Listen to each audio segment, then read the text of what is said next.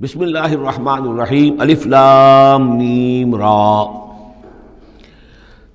تلک آیات الکتاب، یہ اللہ کی کتاب کی آیات ہیں، والذی انزل الیک من ربک الحق، اور جو چیز اے نبی آپ پر نازل کی گئی ہے آپ کے رب کی طرف سے وہ حق ہے، ولکن اکثر الناس لا یؤمنون، لیکن اکثر لوگ ایمان نہیں لاتے یا ایمان لانے والے نہیں ہیں۔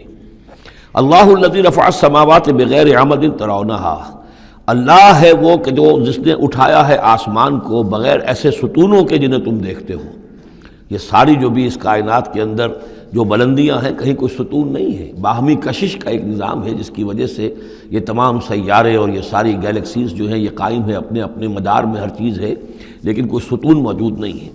ثم استوى علی العرش، پھر وہ متمکن ہوا عرش پر۔ وسخر الشمس والقمر، اور اس نے کام میں لگا دیا مسلسل سورج کو بھی اور چاند کو بھی۔ کل یجری لاجل مسمى، یہ سب کے سب چل رہے ہیں، ہر شے چل رہی ہے، کسی شے کے لیے یہاں کسی سکون کا اور کہیں قیام کا کوئی امکان ہی نہیں، ہر شے چل رہی ہے، ہر شے حرکت میں ہے۔ کل یجری لاجل مسمى، ہر شے چل رہی ہے ایک وقت معین تک کے لیے، ہر ایک کے لیے ایک مہلت ہے، مدت ہے۔ ہر گیلیکسی کا ایک وقت معین ہے، اسی طریقے سے ہر سٹار کی ایک زندگی ہے، ہر سٹار کے ساتھ پھر جو اس کے سورج ہیں ان کی زندگی ہے، اور سورج کے ساتھ اگر کوئی کنبہ ہے اس کا، جیسا کہ ہمارا یہ ہے سولر سسٹم، ان میں سے ہر ایک کی زندگی ہے۔ یدبر الامر یفصل الآیات، وہ تدبیر فرماتا ہے اپنے امر کی اور واضح کرتا ہے اور تفصیل بیان کرتا ہے اپنی آیات کی، لعلکم بلقاء ربکم توقنون، تاکہ تم اپنے رب کے ساتھ ملاقات پر یقین کرو۔ وَهُوَ الَّذِي مَدَّ الْأَرْضَ، اور اسی نے زمین کو کھینچ دیا، پھیلا دیا۔ وَجَعَلَ فِيهَا رَوَاسِيَ وَأَنْهَارًا، اور اس میں لنگر بھی ڈال دیے یعنی پہاڑ، وَأَنْهَارًا، اور ندیاں بہا دیں۔ وَمِن كُلِّ الثَّمَرَاتِ جَعَلَ فِيهَا زَوْجَيْنِ اثْنَيْنِ، اور ہر طرح کے میووں میں اس نے جوڑے رکھے۔ یہ آپ کو معلوم ہے نباتات کے عالم میں بھی میل اور فیمیل فلاورز ہوتے ہیں، یا ایک ہی فلاور ہے اس کا ایک میل حصہ بھی ہے، فیمیل حصہ بھی ہے، تو زوجین کی جو نسبت ہے، مِن كُلِّ شَيْءٍ خَلَقْنَا زَوْجَيْن، یہ گویا کہ اللہ تعالیٰ نے اس عالم خلق کے اندر ایک قاعدہ کلیہ کے طور پر رکھا ہے۔ یغشی اللیل النہار، وہ ڈھانک دیتا ہے دن پر رات کو۔ ان فی ذلک لآیات لقوم یتفکرون، یقیناً اس میں نشانیاں ہیں تفکر کرنے والوں کے لیے، غور کرنے والوں کے لیے۔ وفی الارض قطع متجاورات، زمین میں ٹکڑے ہوتے ہیں، زمین کے قطعات ہوتے ہیں جو ایک دوسرے سے بالکل متصل ہوتے ہیں۔ وجنات، اور باغات ہوتے ہیں، من اعناب، انگور کے، وزرع، اور کھیتیاں ہوتی ہیں، ونخیل، اور کھجور کے درخت ہوتے ہیں، سنوان وغیر سنوان، کھجور کے درخت ایسے بھی ہوتے ہیں کہ دو تنے ایک ہی جڑ سے نکل رہے ہوں، اور ایسا بھی ہوتا ہے کہ ہر تنے کی اپنی جڑ ہو۔ یسقا بماء واحد، پھر انہیں ایک ہی پانی سے سیراب کیا جا رہا ہے۔ ونفضل بعضها على بعض في الاكل، اس کے باوجود ہم میں سے کسی کو کسی پر ذائقے میں، فصل میں تفصیل دے دیتے ہیں۔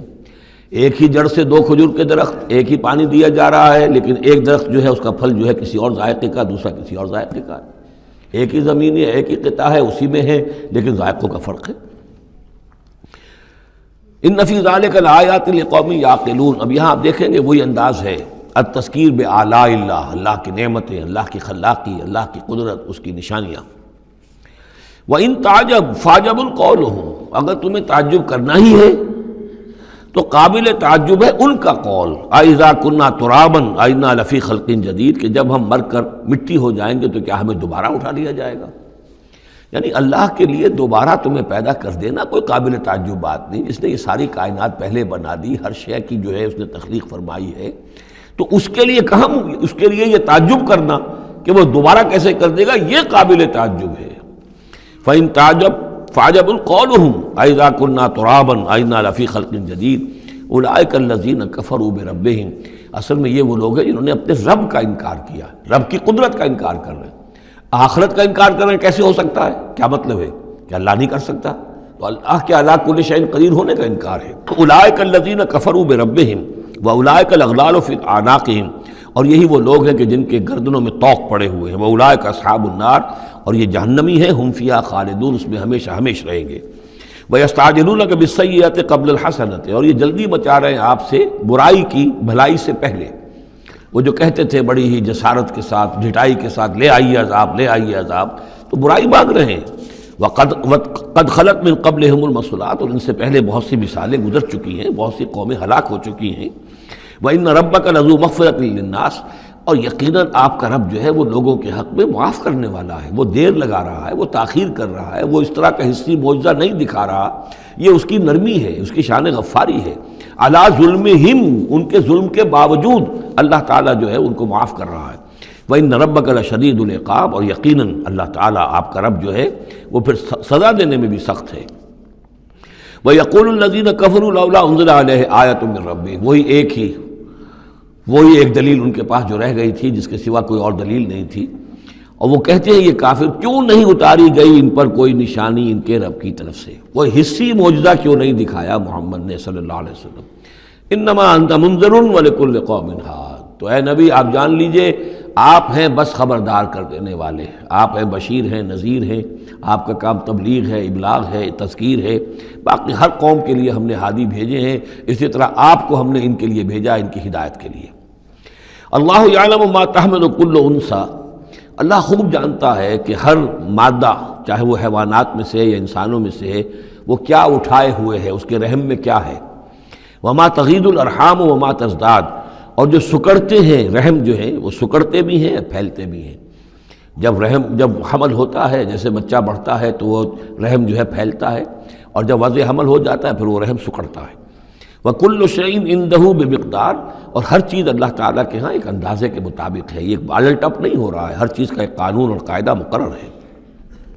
عالم الغیب والشہادۃ الکبیر المتعال، وہ جاننے والا ہے پوشیدہ کا بھی اور ظاہر کا بھی، جو سامنے ہے اس کا بھی اور جو چھپا ہوا اس کا بھی، الکبیر ہے، بلکہ اللہ کے ناموں میں سے المتکبر بھی ہے، المتکبر، یہ سورہ حشر میں آپ پڑھیں گے، اور وہ المتعال ہے، بہت بلندی والا، بلند ہونے والا۔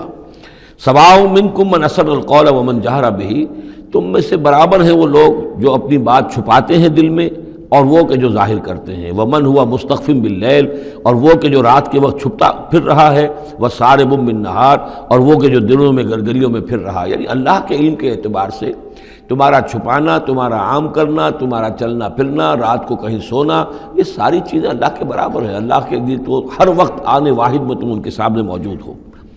لہو معقبات من بین یدیہ، اس کے لیے پہرے دار اس نے مقرر کر رکھے ہیں تمہارے ان کے سامنے، جو من خلفہ ہی، اور اس کے پیچھے بھی، یحفظونہ، وہ اس کی حفاظت کرتے رہتے ہیں۔ یہ ہم پہلے بھی پڑھ چکے ہیں سورہ انعام میں آیت نمبر 61 میں، یرسل علیکم حفظہ، اللہ تعالیٰ تمہارے اوپر اپنے طرف سے محافظ بھیجتا ہے۔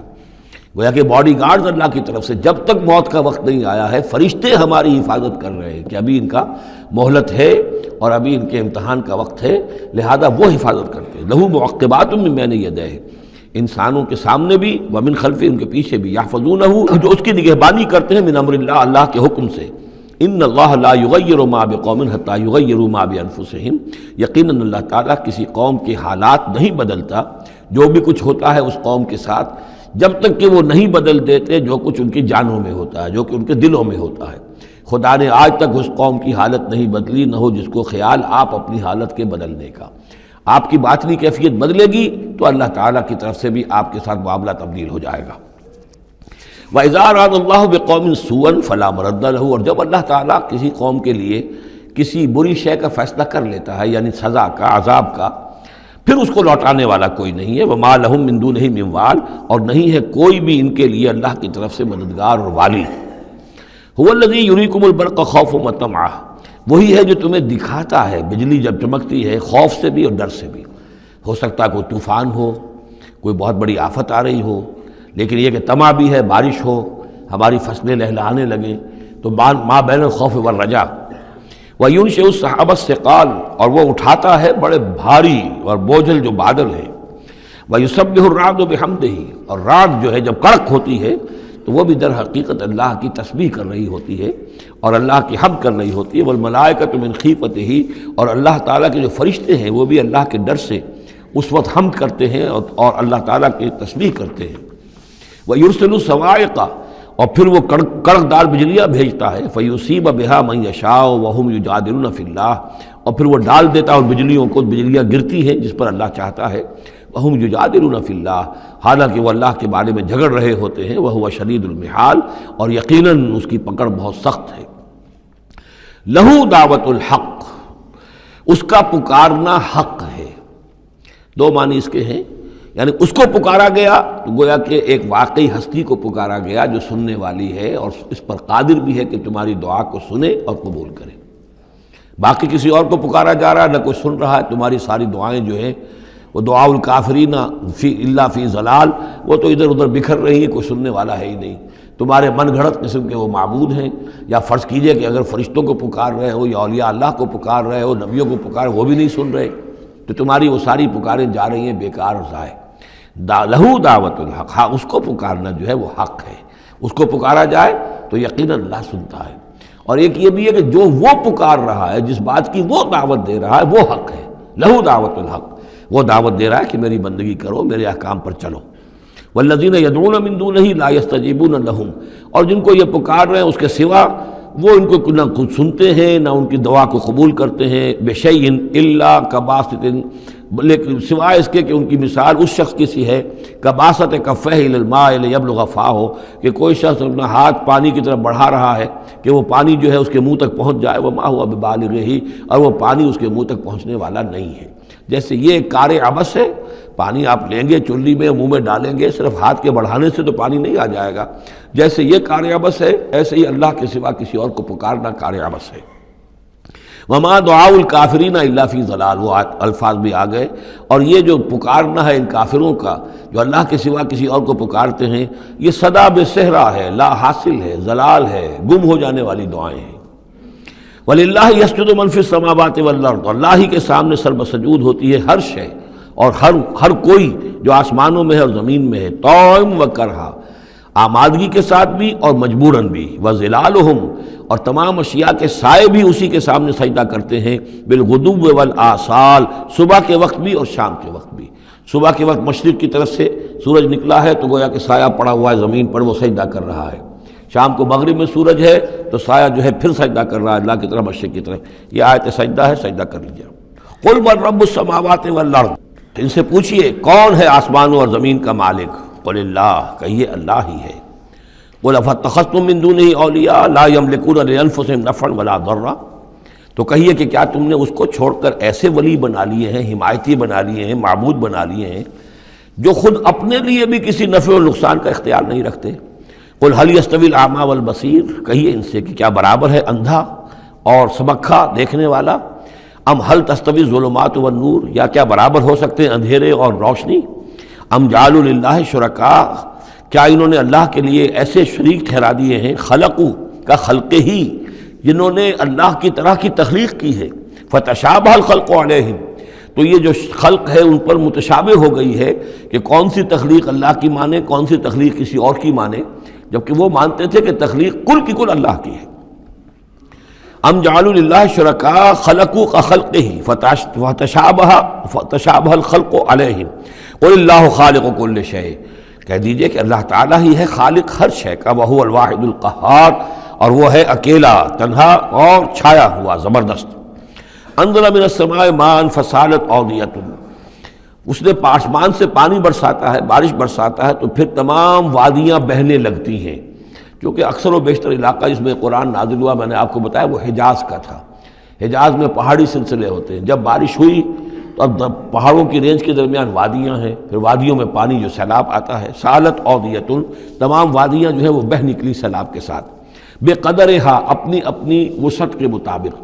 کسی وادی کا کیچمنٹ ایریا زیادہ ہے تو زیادہ زوردار سیلاب آ جائے گا، کسی کا تھوڑا ہے کیچمنٹ ایریا، تھوڑا سیلاب آئے گا۔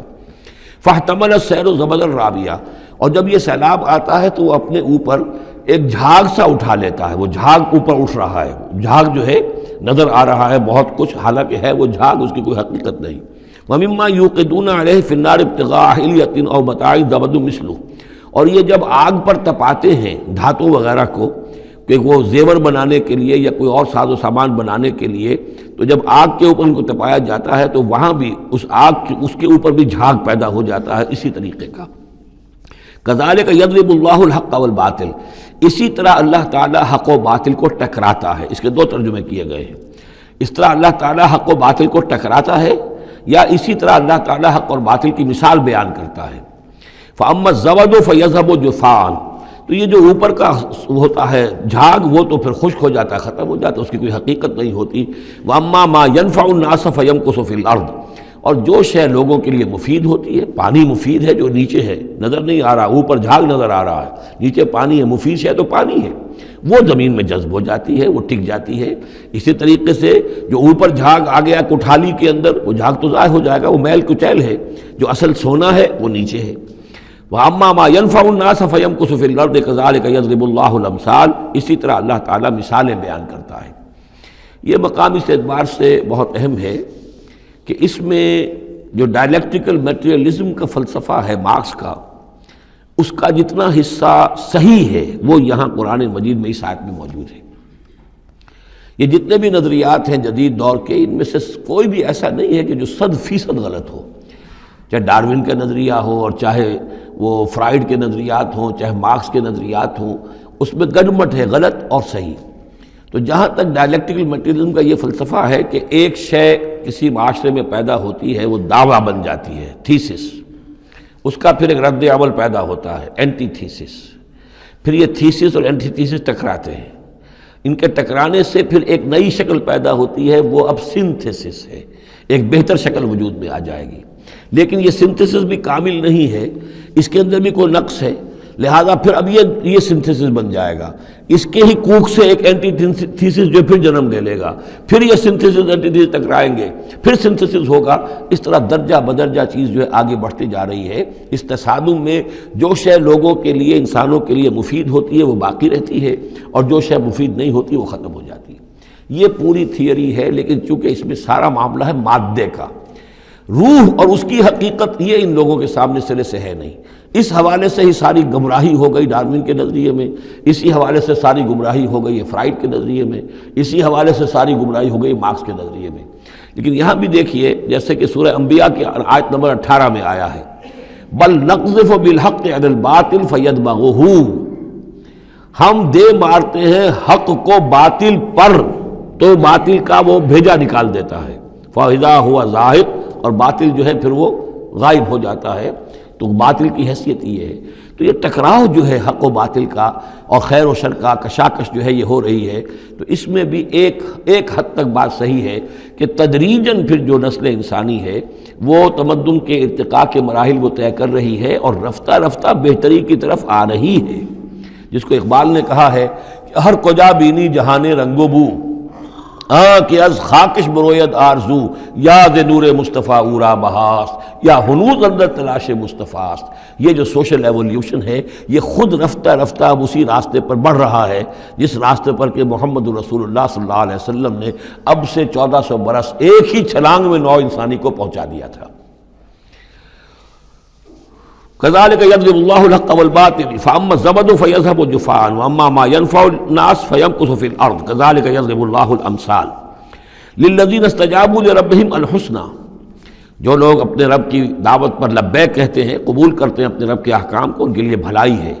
والذین لم يستجیبوا له، اور جو لوگ اس کی پکار پر لبیک نہیں کہتے، لو ان لهم ما في الارض جميعا ومثله معه لافتدوا به، اگر ان کے پاس کل زمین میں جتنا ساز و سامان ہے، دولت ہے، وہ بھی ہو اور اتنا ہی اور بھی ہو، تو وہ سارا بھی وہ فدیے میں دینے کے لیے تیار ہو جائیں گے۔